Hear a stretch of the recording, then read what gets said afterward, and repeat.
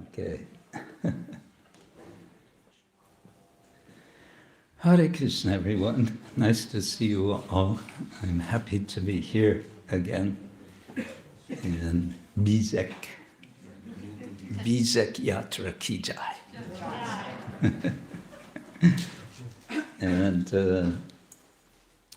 I am happy to be here because I've just come a few days ago from China. And China is a nice place to visit, but I wouldn't want to live there. You have that saying, that expression?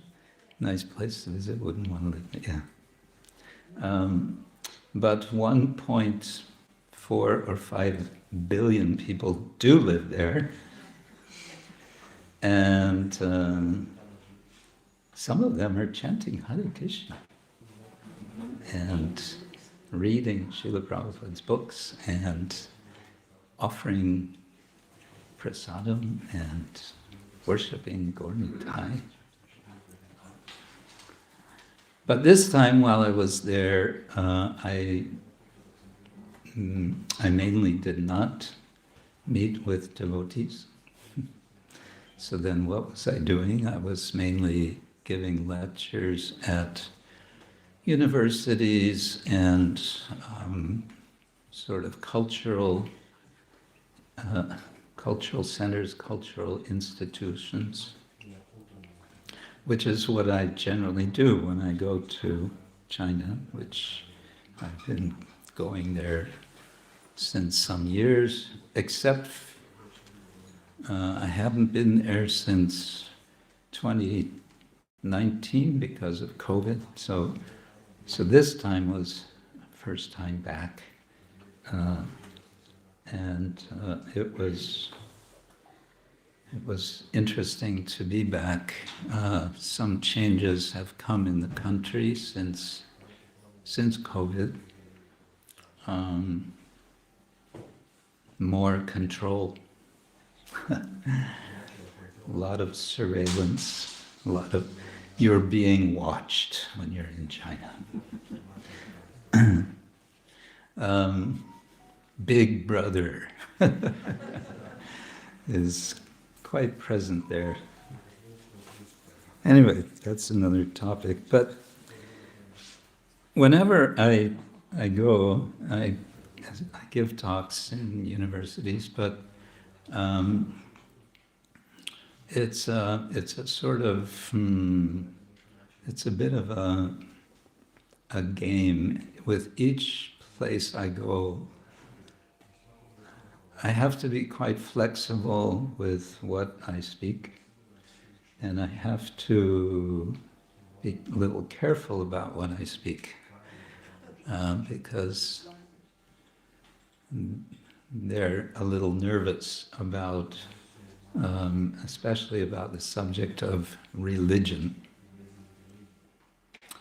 Although, it depends, because the sort of academic study of religion is quite all right in many places. But I have to be a little bit creative sometimes, and that's okay, it's interesting, it's fun, and I thought this time, maybe a little change for you is to show you, to share with you one of the presentations that I gave in China. In fact, this was the very last presentation I gave at one art museum in Hangzhou. I gave a similar presentation in other places, but this was the last one in Hangzhou, which is near Shanghai. And oh, there's some tambura sound. Is that intentional background music or? Not intentional. Oh.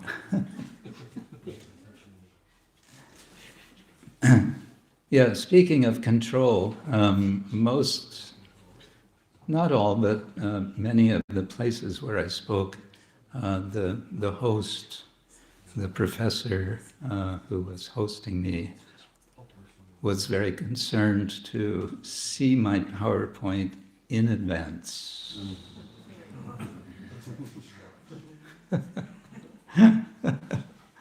It's like, what? Yes, we have to see what you have to say. Anyway, so that was the case with this also. In fact, they changed the title of my talk at sort of the last minute, which was okay, I didn't mind. But the title of this talk was Chinese and Indian Traditional Narratives, very broad term, a comparison between Sun Wukong in Journey to the West and Hanuman in Ramayana.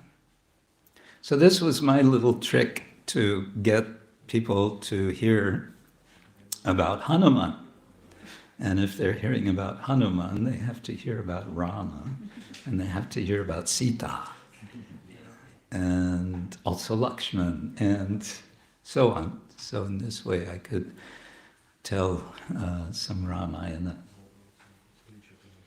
Sun Wukong, who is that? Sun Wukong is a character in a 16th century novel, Chinese novel, translated as Journey to the West.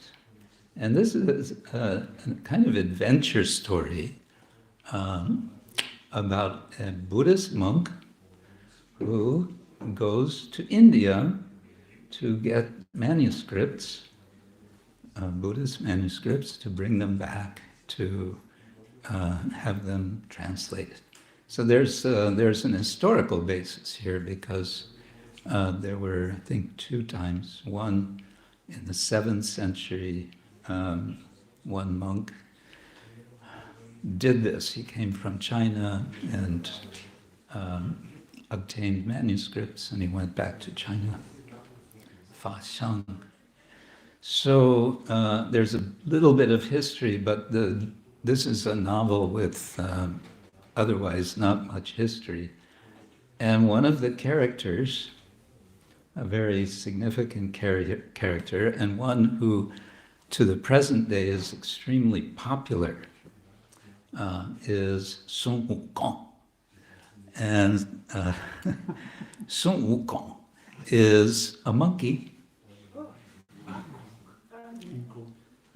And but he's a very special monkey. He has very special powers, and he's a fighter, and he does all kinds of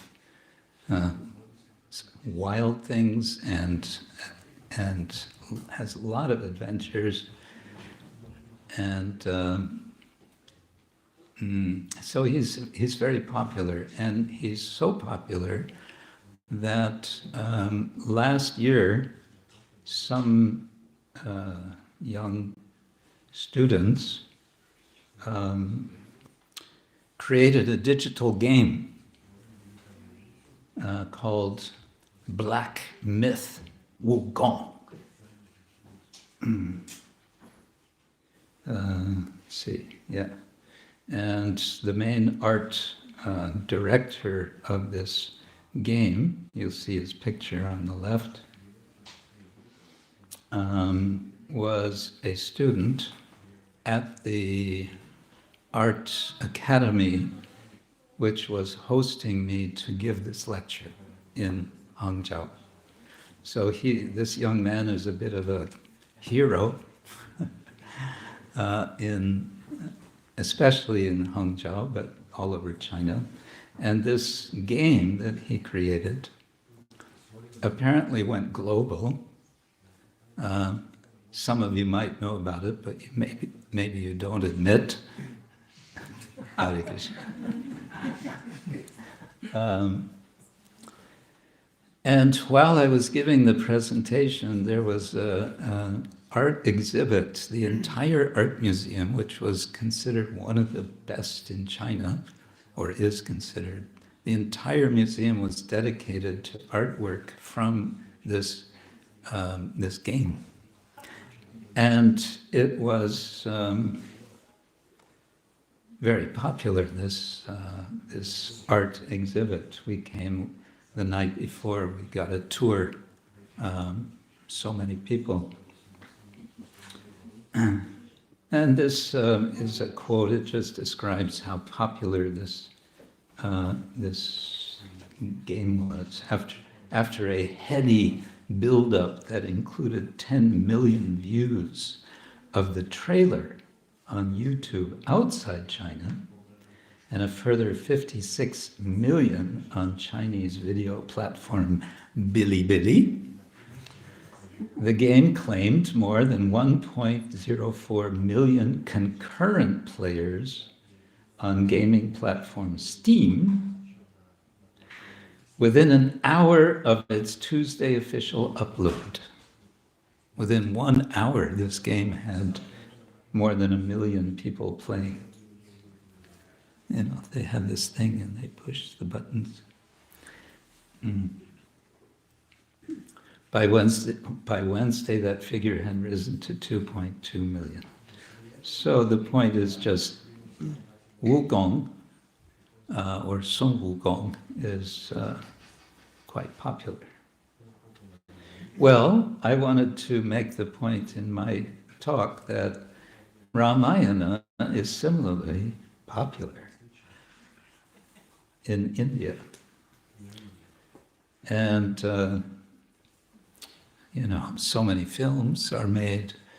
The television series from 1987, I think it was, had the entire India shut down every Sunday when they would show for over a year. And when it came toward the end of the series, people wrote to the producer and said, "You can't let it end."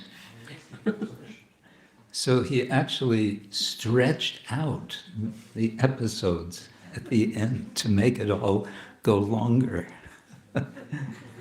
So this is from William Dalrymple. He's a quite well-known author.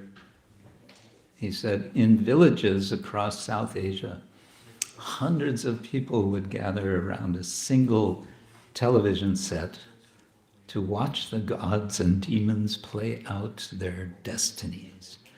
In the noisiest and most bustling cities, trains, buses, and cars came to a sudden halt, and a strange hush fell over the bazaars. In Delhi, government meetings had to be rescheduled after the entire cabinet failed to turn up for an urgent briefing.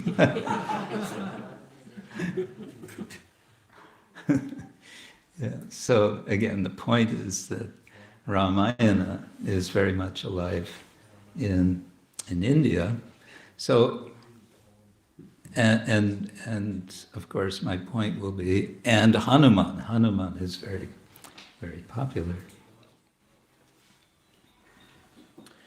How do stories highlight similarities or differences between Chinese and Indian cultures? So this is, you know, the context is academic. I'm speaking to scholars, some young, some of them are what we call graduate students, and usually a few professors would also come. So I say this question can be in the background of this brief exploration of the two long celebrated stories of the two long enduring civilizations. And I make that point also. Chinese people are understandably proud of their civilization being so ancient. You know, it goes back well over 2,000 years, 3,000 years. And similarly, people in India are proud of their long-standing civilization, going back, according to tradition, much more than 3,000 years, but we can say 2,000 to 3,000 years. So I make that point also, that don't forget one of your neighbors has a similarly ancient civilization. So we have these are two books. One is The Journey to the West, and the other is the Ramayana. And I'm focusing on these two characters in particular, Hanuman and Sun Wukong, for comparison. And this comparison, I'm not the first to make this. Scholars have studied, examined, analyzed, and tried to find what are the connections between the two. And I can say something about that as we go along. I hope this will be interesting for you. No? Yes. No? No. Yes? Yes. Okay, we'll see. So first, I give a little bit of cultural background, in a sense. This larger image on the right is a narration of the Ramayana in stone. And this is from central India. And the temple, the image on the right is from within the temple on the left, which is a Shiva temple, which has been carved out of solid rock. It's the largest solid rock carving of any sort anywhere in the world. This is at Ellore in present-day Maharashtra. So I explained then, because they're not familiar, most of the audience there are not familiar with the Ramayana story, so I tell the story briefly. There's a hero. We don't say the Supreme Personality of Godhead. We just say there's a hero named Rama, Prince Rama, and he marries Sita, but he's banished to the forest for 14 years. Why is he banished? Because his stepmother, as you know, is worried, is concerned. She wants her son, Bharata, to be the ruler. And so she makes some machinations, some manipulations, in such a way that she gets her way. Well, not exactly, but I don't go into detail. So Ram and Sita go to the forest together with Lakshman, one of the other brothers, and they have so many adventures.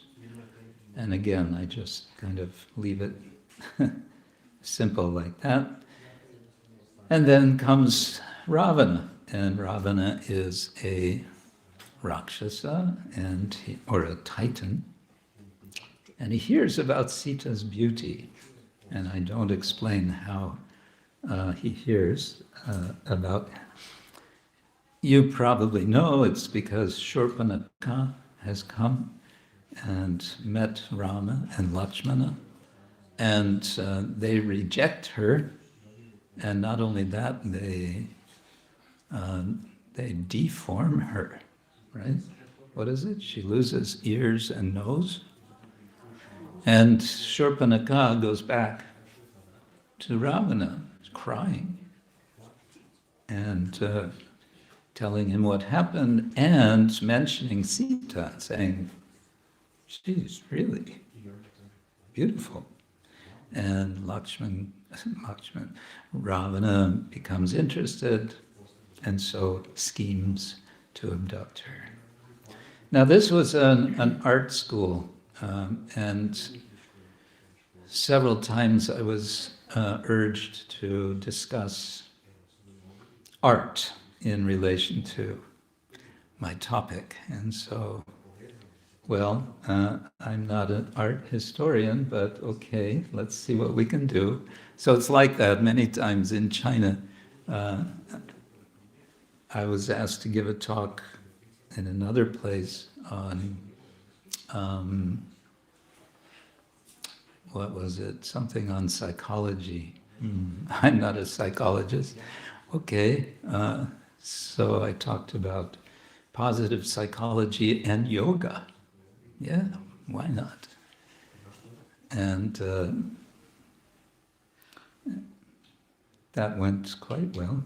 So this is an image which is, whether you're interested or not, this is from Himachal Pradesh, Pahari region, 19th century, Kingdom of Kangra, from the court of Anirudh Chand,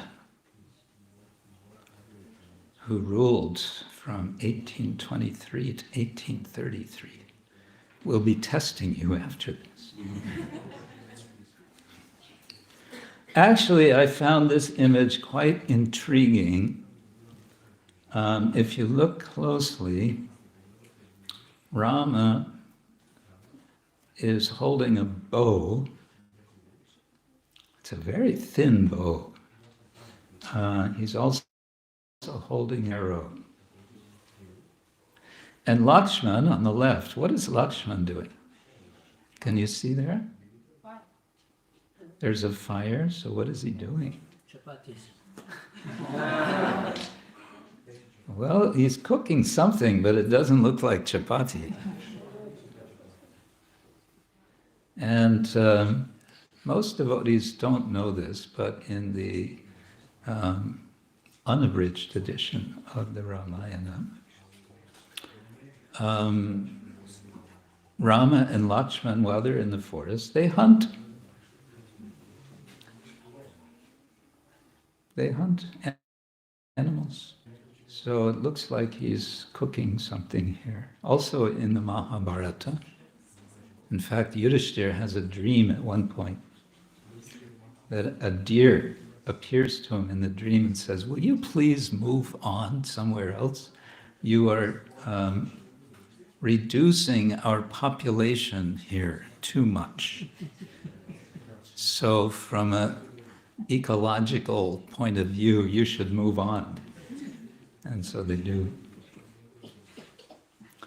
And if you look closely, what does Sita have sort of wrapped around her lap?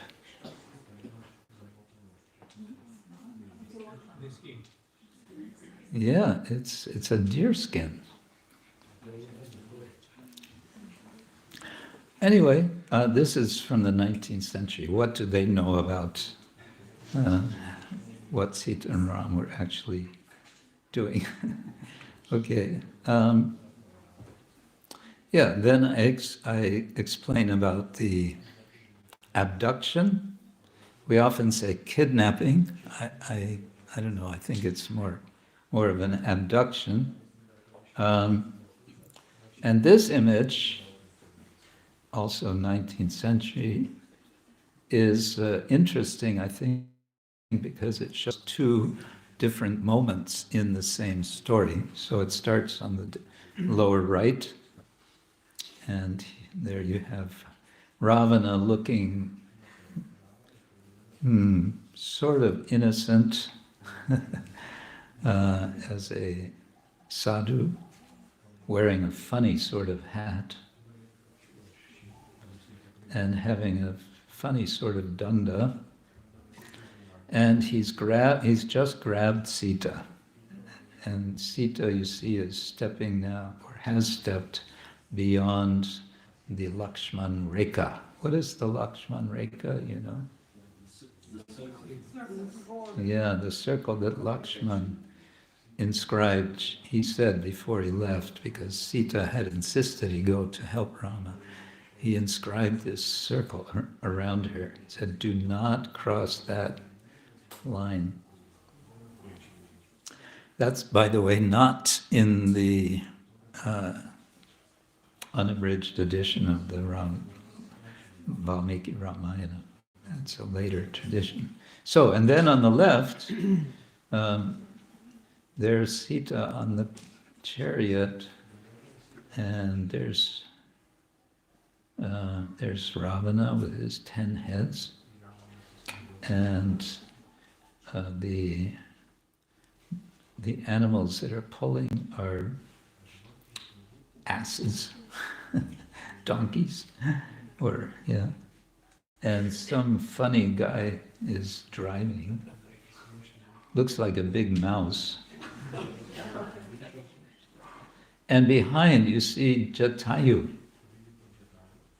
Jatayu is trying to stop Ravana, and we know what happens. Jatayu sacrifices his life. Yeah, so in this way I briefly tell the story, and then I pointed out, I came across this online, this same episode, someone has added these bubbles. The one on the top is Ravana speaking. He says, I'm kidnapping, and I'm, what is it? It's fuzzy. I'm kidnapping you, taking you away. And then Sita says, force her to marry me. Oh yes, thank you. And then Sita says, by sections 362 and 366 of the IPC, the Indian laws, that's 7 to 10 years jail for you, Ravana.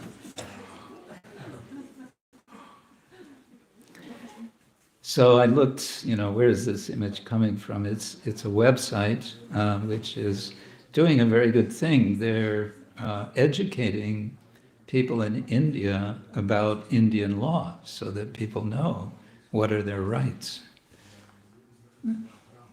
It's a good thing. But I just thought that's interesting. They make this connection because everyone knows the story of Ramayana.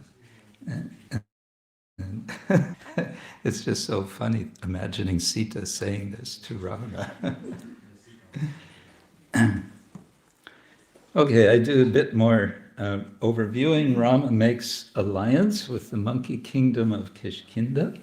Hanuman, who's been sent to find Sita, meets her, burns Lanka, returns to report to Rama. The monkeys build a bridge to Lanka. Rama and his monkey hordes invade Lanka. Rama and his monkey hordes invade Lanka and battle with Ravana. Rama kills Ravana with a single arrow to the heart. And then Rama returns, triumphant, with Sita and Lakshman to Ayodhya to rule the kingdom. I don't tell the later details of Sita's banishment and so on. I mentioned that Bharata happily steps down from the throne. Actually, of course, Bharata never really takes the throne. He puts Rama's padukas, his shoes, on the throne, and he goes to live on the edge of the forest. Bharata goes. Okay, then I point out just 5 broad themes in the Ramayana. One is keeping vows. Right, this is kind of what propels Rama, his determination to keep a vow, to follow the order of his father. Another theme is fraternal solidarity. Solidarność? Solidarność, yeah, in Polish. Solidarność. The solidarity between Bharata and Rama and Lakshman and Rama. And of course, the theme of a wife's faithfulness to the husband, and Sita is the model for that faithfulness. A broad theme of cosmic order and righteous action. And this is something I found in China. It's actually very easy to speak on Ramayana, where I'm not supposed to speak on religion because I can speak about Dharma. And everyone appreciates, they like the idea of Dharma, because a lot of it resonates with Confucian tradition. Kongfu-zi. Or Kongzi. And a last theme is faithfulness or empowered service, and Hanuman is the embodiment of that.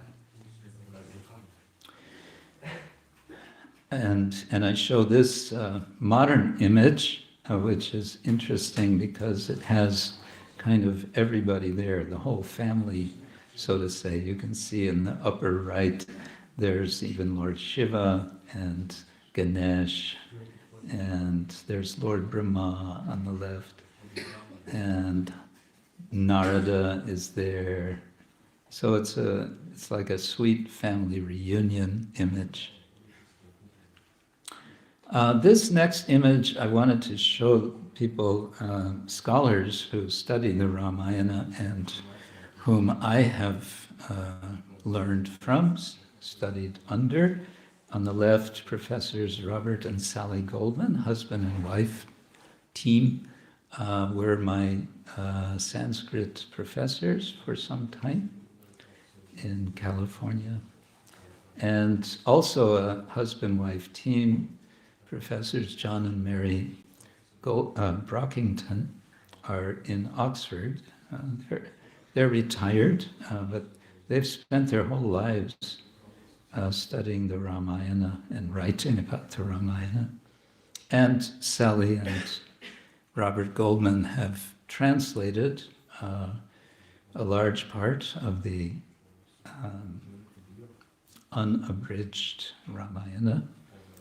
And actually it was quite a lot of fun. My, was it 1 or 2 semesters I had with Sally of Sanskrit, we were reading the Ramayana in Sanskrit, and she had us reading Sanskrit commentary from traditional commentators from the Sri Vaishnava tradition. So that was interesting. Right, now we get into Hanuman and Wukong. What do I have to say here? Well, we start with one similarity.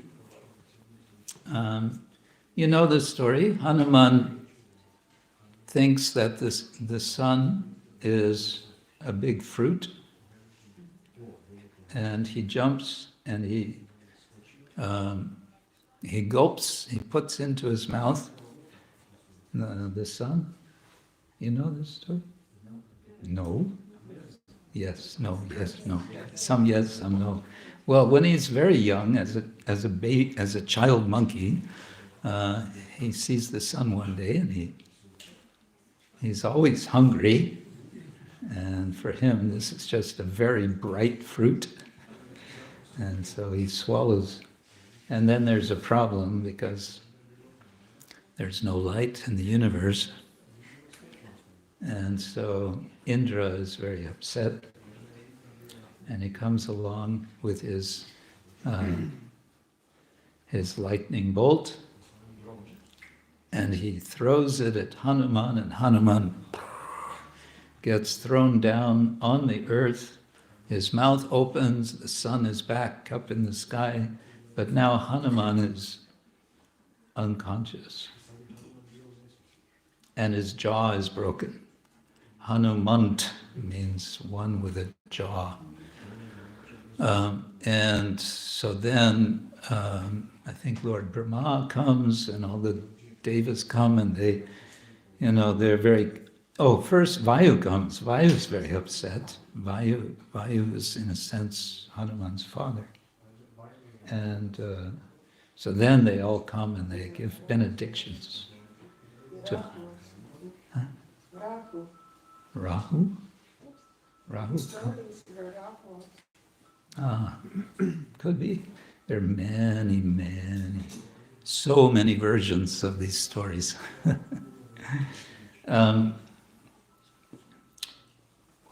So, okay, that's Hanuman. Now, Sun Wukong, upon realizing that he is at the top of the 33 layers of the heavenly palace, steals and consumes Lao Tzu's pills of immortality and Shi Wang Mu's peaches of immortality. Now, in Chinese culture, peaches symbolize long life and immortality. So in the heavenly realms, what do? They eat peaches. What is peach? Bretskva, yeah. So they're really into. So, okay, there's kind of a similarity there.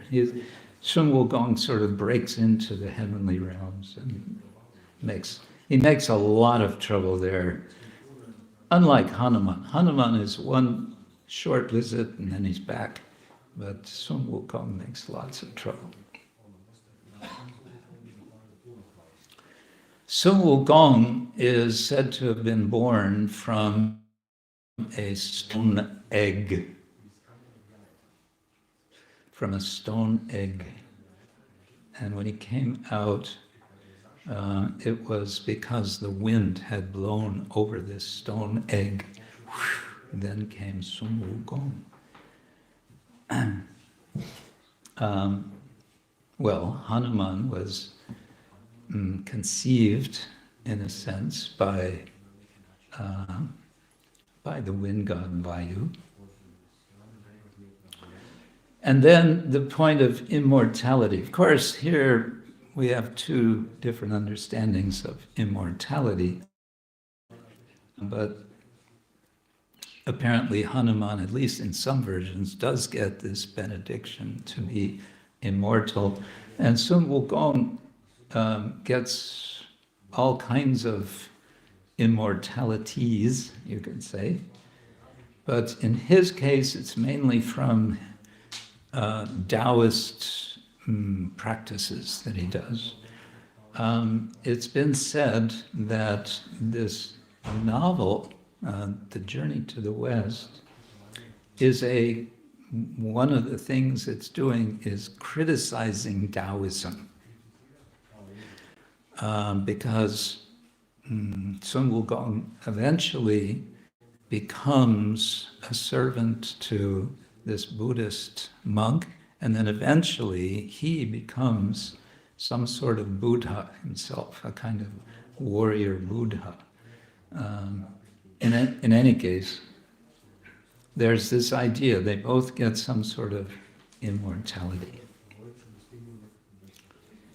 And then another sort of parallel, you could say,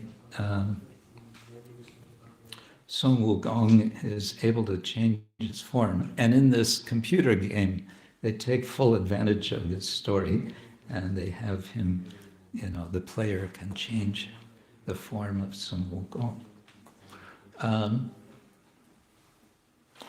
Hanuman, when he meets Sita, after he finally wins her confidence, he shows her the ring, which he has carried with him, according to one version, in his mouth. Why did he carry Rama's ring in his mouth? How disrespectful. Well, where else should he carry it? If he would wrap it in his dhoti, there was a danger it would fall. It would come out. If he put it on his Brahmin thread, did he have a Brahmin thread? There was also a danger. He knew he was going to have to be fighting his way to Lanka, so he decided, according to one version, Best thing is put it in his mouth. And there was a special advantage to this. Engraved in the ring, what do you suppose is engraved in the ring? Rama. So he was constantly tasting the name Rama. Now I can just anticipate we're going to hear some devotees going to say, oh, I'm going to do that. I'm going to have a ring made with the name Rama. I'm going to keep it always in my mouth. Anyway, so after he wins her confidence, he says, I can take you back to Rama. And Sita kind of laughs. Little monkey, how are you going to take me back? Oh, you don't know? I can become very large. And he becomes very large. He changes his shape. Shape-shifting. And Sita, of course, says, no way. I'm not going to climb on your back. I'm not touching anyone. I'm not touching any other man than my husband, not even with my feet, she says.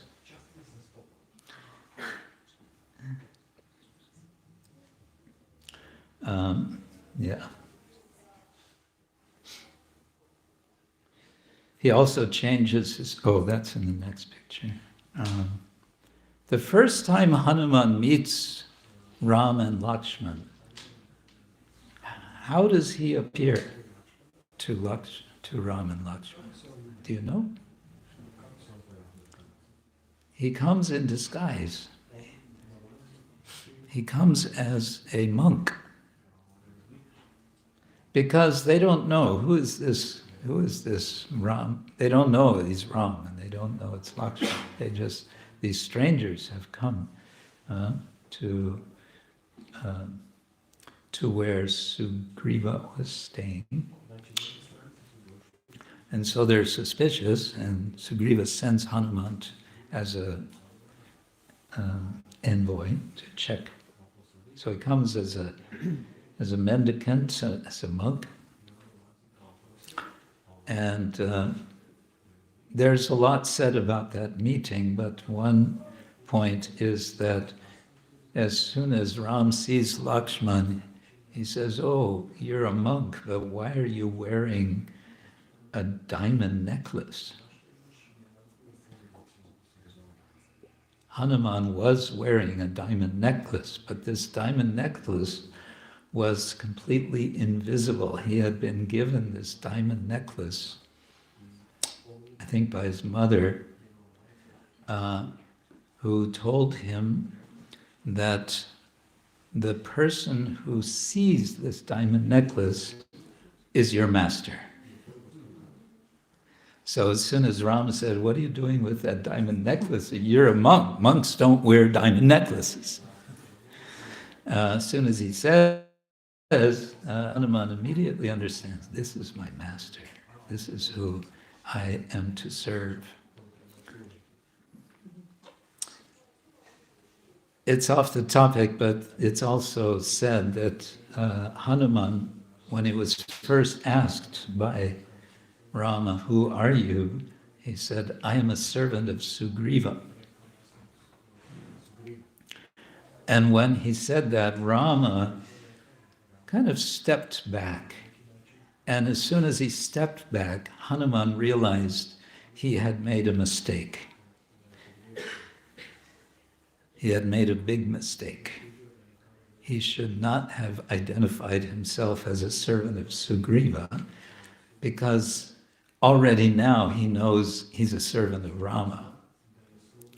It's going to take him some, I think it says 4 months to correct, to win Hanuman, to win Rama's full confidence in him, but eventually he does so. In any case. Sun Wukong, he also takes different forms. Sometimes he would take the form of a Taoist priest, how to meet Taoist strangers, he would appear as a priest. Now, I made some plot comparisons. Well, these are not original to me. One scholar has explained the similarities between, these are 4 chapters in the Journey to the West. So these 4 chapters of the Chinese novel and the Ramayana are evident, the similarities are evident even on a superficial level, superficially. In both texts, a demon abducts the consort of a king or a prince and takes the princess back to his palace. In both cases, the king or a prince is plunged in grief. In both cases, the king meets a monkey who volunteers to search for and to find the lost princess. In both cases, the monkey finds the princess at the dwelling, the place of the demon. In both places, he disguises himself and enters the palace. In both places, in both episodes, stories, after locating the princess, the monkey becomes a messenger from the king and proves his authenticity by showing the princess some token, some special thing. Again, in case of Hanuman, it's his ring. And in both cases, after finding the princess, the monkey sets fire to the demon's residence, to the palace, and then quickly escapes.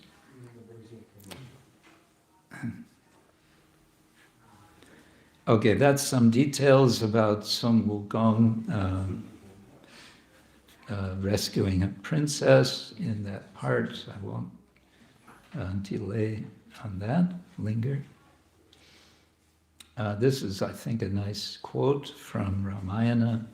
Rama's saying, after Sita has been abducted, he says, I'm sick at heart and wretched at what has happened, O Lakshman. My left eye is throbbing fitfully. Sita, no doubt, is gone. She has been carried off, or has set out on her own, or is dead. So this sense, this lamentation, and this is emphasized in the Ramayana, that Rama is a human. He is human. He has human emotions. He is the Lord appearing as a human with human emotions, because Ravana has to be killed by a human. Why? Because he got benedictions not to be killed by any other kind of being, but he didn't bother to get benediction not to be killed by a human, because he figured there's no need. How could a human possibly kill him? Some more details. Sun Wukong rescues 2 princesses in the journey to the West. Okay, I'll move on. I just go into some details. And again, my purpose is to tell them Ramayana stories. This is about the chaste character in both cases. And both princesses refuse to believe the monkey until he shows the token, and so on. And the fire at the end. Okay. Now, this is an episode in the story of the Journey to the West. There's a character that Sun Wukong meets. She's called Iron Fan princess or Iron Fan woman. And princess. Anyway. So one scholar who studies these things has written, this entire lengthy episode in the Journey to the West resembles Hanuman's visit to Sita in Lanka so closely that the similarity cannot possibly be ascribed to chance or to shared folkloric impulses or any other explanation other than plain influence, whether direct or indirect. So this is kind of a point that I'm making, that Ramayana was composed many centuries before the Journey to the West, 16th century, Common Era. We have these two stories. There are so many parallels. So it's reasonable to understand that there's been some influence from the Ramayana.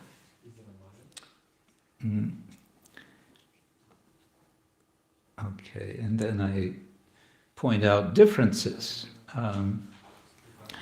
Hanuman is always ready to subordinate himself to Rama. This is very much unlike Sun Wukong. Sun Wukong is highly rebellious. He's quite a troublemaker.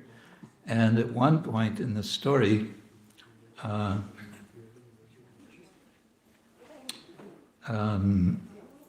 he's given a gold sort of band on his head to control him. Whenever he gets out of hand, then this goddess, what's her name? She's a form of Avalokiteshvara.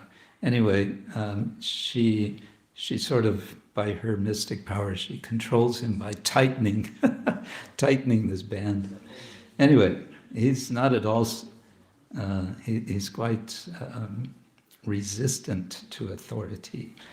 Hanuman is not like that. He's completely devoted to Rama and Sita. And I tell about Hanuman tearing his chest open to see Sita and Ram in his heart when he's told that they can be found there. And I point out, yes, he's also bound, but he's bound by what? By devotion. And Hanuman acts as a kind of team member to find Sita and to fight against Ravana. Okay, and then this was my chance to slip in Bhagavad Gita. Vishaya vinivartante nirahara siddhina rasavarjam raso api asya param drishtva nivartate. Though the embodied soul may be restricted from sense enjoyment, the taste for sense objects remains, but ceasing such engagements, by experiencing a higher taste, he is fixed in consciousness. This is where I introduce bhakti. And actually the professor in this last presentation that I gave at the Art Museum, he was totally into it. Yes, bhakti, we need bhakti. We need more bhakti. Very nice gentleman. We may have some opportunity to publish something with his help. So I wanted to introduce, the aesthetic dimension. So I point out this is about rasa because these are art students. And then I quoted another famous verse, you all know it. Nigamakalpataror galitam balam shukamukadamritadara samyutam pibata bhagavatam rasamalayam muhuraho rasika bhuvi bhavuka. O expert and thoughtful men, relish Srimad Bhagavatam, the mature fruit of the desired tree of Vedic literature. It emanated from the lips of Sri Shukadeva Goswami. Therefore, this fruit has become even more tasteful. Although its nectarian juice was already relishable for all, including liberated souls. So it says, Pibata, drink, Bhagavatam, drink the Bhagavatam. How do I drink the Bhagavatam?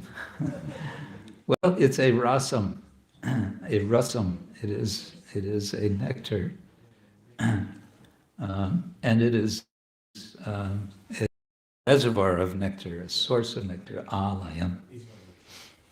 And the speaker here, which is assumed to be Vyasa, says, Aho rasika, O you rasikas, O you who relish, who have aesthetic appreciation. O you bhavukas, which can mean you mad people. You should relish the Bhagavatam. So I managed to kind of slip this in. And then I ended the presentation with a few images of Hanuman. They get they're amused by this image on the right in modern day Delhi. I think it's Delhi. From the 11th century Chola dynasty, 19th, 20th century images. Yes, Hanuman on the left, Sita and Ram, Vijay. And then Hanuman, this on the right is from the BVT. I don't know who is the artist, burning Lanka. This is Hanuman taking the Oshadi from the Himalaya. And I point out that Hanuman is ubiquitous. He's everywhere in India to be seen, always painted orange in bigger and smaller shrines. And one shouldn't be surprised to see such an image in the middle of a town somewhere. And in more recent years, Hanuman has become a superhero in the comics world. A superhero. Yeah, I don't know if I can relate to this kind of Hanuman. Yeah. And this is jumping just to Bali, some kind of ritual dance they do, Hanuman. And then I also brought in some Wukong in recent visualizations. And again, Rama. And that was it. That was, and then we had discussion. And it's another curious thing of, it seems to be the general system in Chinese academic arrangement, that after a guest speaker gives his talk or her talk, then the professor who's hosting has to give their purport for their students. Sometimes it's not, and sometimes they end up saying things which are kind of the opposite of what one is trying to say. But one just hopes that something comes through, something will come through and someone will be touched in the heart, someone will become a little attracted, or maybe more than a little attracted to to Krishna, to Rama. Okay, so again, I hope this was a little different maybe than a usual talk. I thought I would just share with you what we do sometimes in the other side of the planet. As I said, there are devotees in China. They have to keep a low profile. It's now illegal for more than 12 people to assemble in one place for a gathering. And even for the legal religions, I was told, it's illegal for anyone under the age of, I believe, under the age of 18 to attend. So they're very clever. They're saying there's freedom of religion, but not for you or you or you or you, because you're too young and because you're too many. And anyway, they make interesting arrangements. But still, devotees, there are some very determined devotees in China. And they have books, they have also legally published books, Bhagavad Gita, first 9 cantos of Bhagavatam, legally published. Yeah, interesting culture. Okay, I'll stop there. Maybe I should see if anyone has a comment, question. Yes. Shri Sitaram Lakshman Hanuman ki. I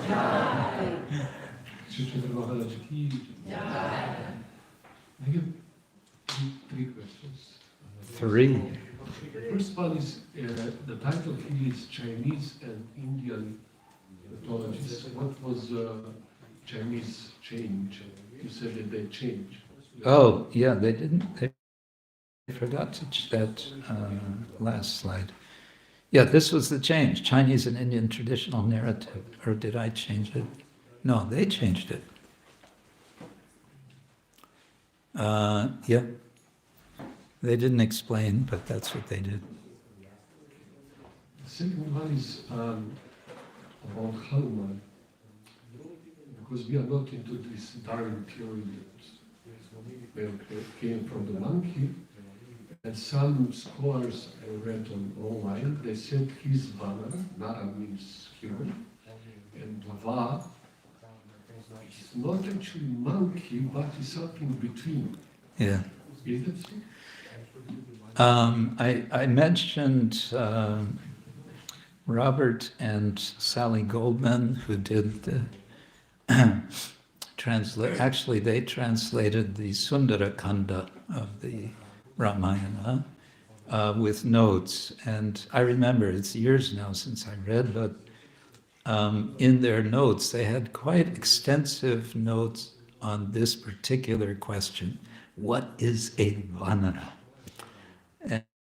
And I remember their conclusion was inconclusive. They said, and these are, very meticulous scholars.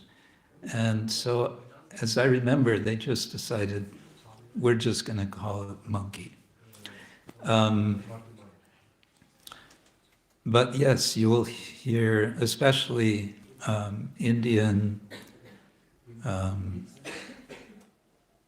pundits, perhaps more traditional scholar, they might say, no, not monkey, something else. Kim Purusha, there's Kim Purusha. King Purusha, literally, Kim is the question word, what? So, what kind of human? Or what kind of person? Purusha. What kind of man? Purusha. Huh? Yeah. Different theories. Thank you. And third one is regarding chanting of different names of devotees who are not in our Gaudiya Vaishnava Sampradaya, like is it okay to chant Hanuman Chalisa or, the people sometimes take remedies, from Hanuman and some others. I also thought about Durga, about Shiva and others. They're all devotees, by the way, but usually I'm not into that. What is your opinion? I'm getting put on the spot. Have you noticed? Some devotees chant Hanuman Chalis. It is composed, if I remember, by Tulsidas. And Tulsidas composed Ramcharitmanas, which is in a Hindi dialect called Avadi, of his version of the Ramayana. And it's very devotional. And I would say Tulsidas is very devotional. And so I would say, personally, there's no harm in chanting because it's glorifying Hanuman. Hanuman is a devotee. We might not make it part of our temple liturgy, but for oneself, I don't think there's harm. A lot of people in India chant. They like the Hanuman Chalisa. Chalis means, what does it mean? 40 or 42? It just means 40. 40. Yeah, there's 40 verses, so it's called 40. But it's not in Sanskrit, it's not in Bengali, it's not in Brajabhasha, it's in I'm pretty sure it's in Avadi Hindi. I'm just like to take this opportunity to tell devotees that you can buy books. Oh, here comes the advertisement. And he will sign, and you will get the cookie also. Well, in that case. Hare Krishna.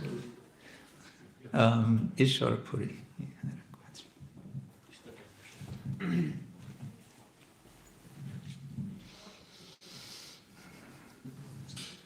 Thank you. It was very interesting to hear a different way of presenting Ramayana and to see how it is possible to bring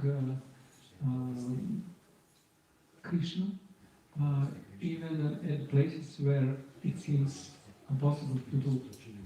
I remember during my academic period of career and later on in the management, when I had having a lot of presentations and so on, due to the topics which I was covering, telecommunications and something like this, it was very difficult to connect and to bring in some so Yeah. it was very difficult.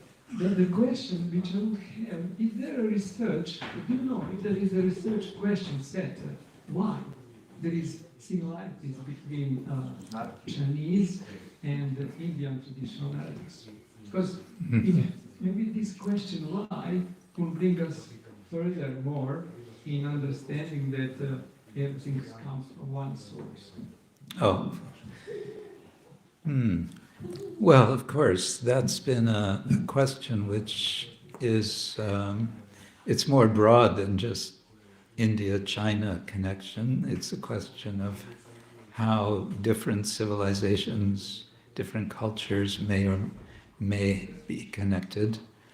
And there are, yes, there's been a lot of talk about that.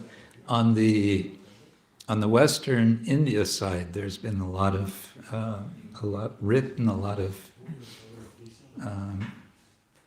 speculation about connection between Greek and Indian culture, Greek, Indian, Persian culture connections. Which direction did this idea go? Did it go from there to there or from there to there? and so on.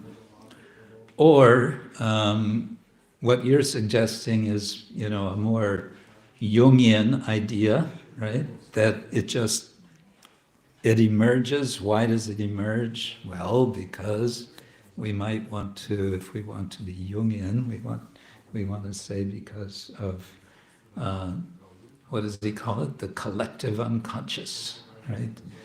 And we might want to say, well, it's because of Paramatma, And, or you can mix and match. You can have a combination of reasons. So there can be what's called diffusion theories, that ideas or a story comes from a source and it gets diffused geographically to different places. There have been connections between China and India. We visited one city, Qingzhou, which is kind of southeast China on the ocean. It was in the 15th century. It was a major trading center between China and India. And there's a big Buddhist temple there we visited, where it's Buddhist now, but apparently originally it was a Shiva temple because of Indian merchants living in Qingzhou. And there are carvings in the columns. There's a Nrsimha carving, and there's Ganesh, and there's a few others there. I have to say the Buddhist temple was kind of Panchatattva Buddhist temple. There were 5 big giant Buddhas lined up, 5 different Buddhas. They usually have 3 in these kind of temples, but this was 5. I thought, okay, Panchatattva, Kijai, Buddhist Panchatattva, why not? I like to say in China, we practice Buddhi yoga. Yeah. Buddhi yoga, huh? Anyway, so yeah, there's been a lot of theorizing about that. It's not something I've really studied so much, but there's one devotee in China who's written one book, at least 2 books, on the subject of China-India connections through archaeological things and historical. He's gotten quite into it. He's a kind of, independent scholar, we would say.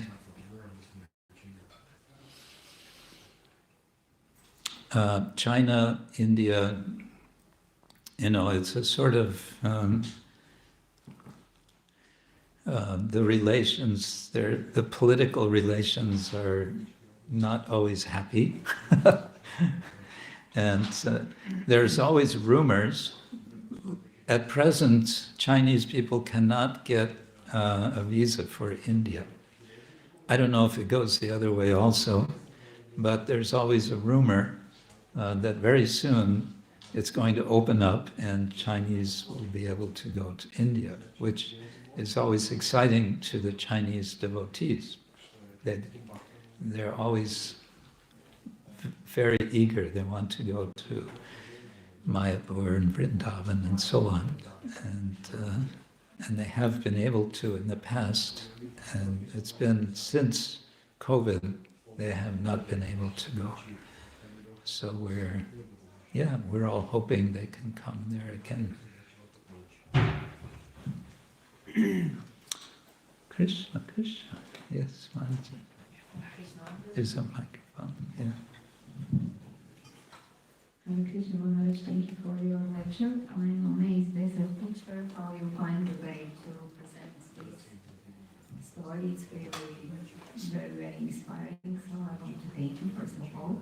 And I have two questions. One is why is Hanuman orange on all the stairs? Why is Hanuman orange? I like to think because he's a brahmachari.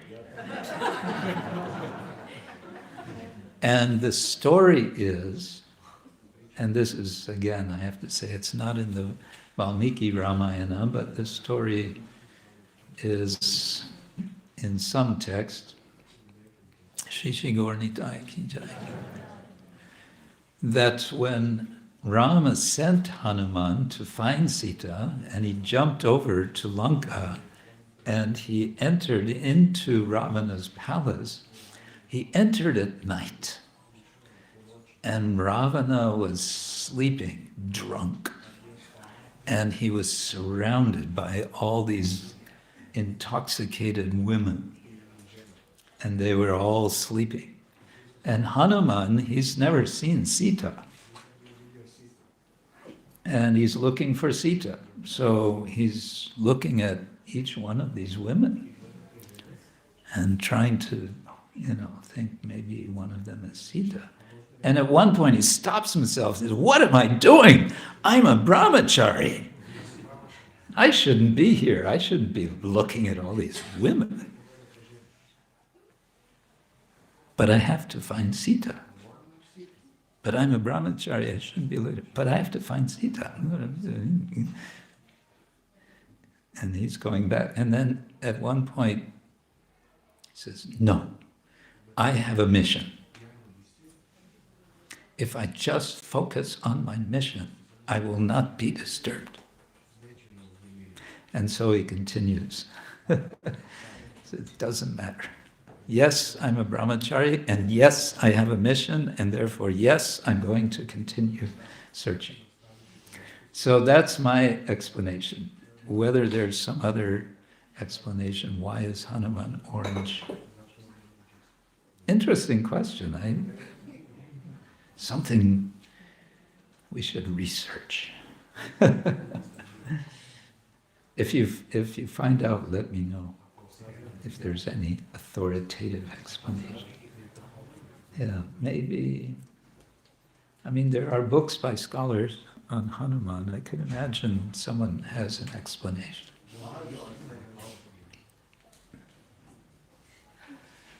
Okay. So, what's our program now? Just his little note. Announcements.